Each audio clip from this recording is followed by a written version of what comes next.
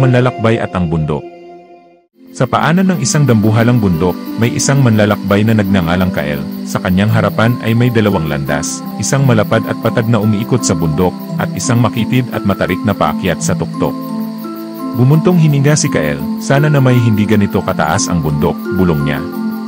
Sana'y mas madali ang daan. Pinili ni Kael ang madaling landas. Ito ay kaaya-aya at hindi nakapapagod. Habang naglalakad, ninanamnam niya ang kapaligiran ng walang hirap. Ngunit napansin niyang hindi siya tumataas, kundi umiikot lamang sa paanan ng bundok.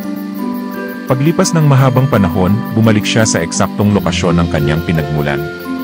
Pagod at bigo, naupo siya sa isang bato. Ang araw ay papalubog na, at naramdaman niya na walang saysay ang kanyang paglalakbay. Ang madaling daan ay hindi pala daan patungo sa itaas. Isang matandang ermitanyo na naninirahan sa bundok ang lumapit sa kanya. Ang mga mata ng ermitanyo ay puno ng kapayapaan at pag-unawa. Ano ang iyong hinahanap, manlalakbay? Mahinahon niyang tanong. Gusto kong marating ang tuktok, sagot ni Kael, ngunit napakatirik ng daan. Sana'y mas madali ang pag-akyat.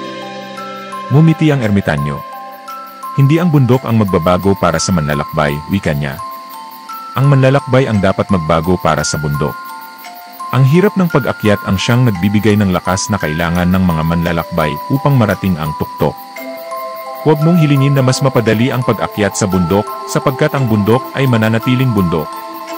Sa halip, ang hilingin mo ay lakas ng loob upang akyatin ito. Isang liwanag ang pumuno sa isip ni Kael, nagpasalamat siya sa ermitanyo at humarap sa matarik na landas. Ang kanyang unang hakbang ay mabigat, ngunit puno ng bagong determinasyon. Ang pag-akyat ay tunay na mahirap. Siya ay nadulas, napagod, at nasugatan, ngunit sa bawat hakbang, nararamdaman niya ang paglakas ng kanyang katawan. Sa bawat paghinga, nararamdaman niya ang pagtibay ng kanyang kalooban. Hindi na niya nilalabanan ang bundok, natututo na siya mula rito.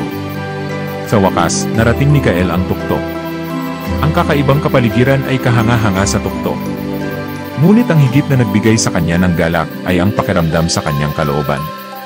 Tumingin siya sa ibaba, hindi sa isang bundok na kanyang nasakop, kundi sa isang mahirap na landas na humubog sa kanyang pagkatao.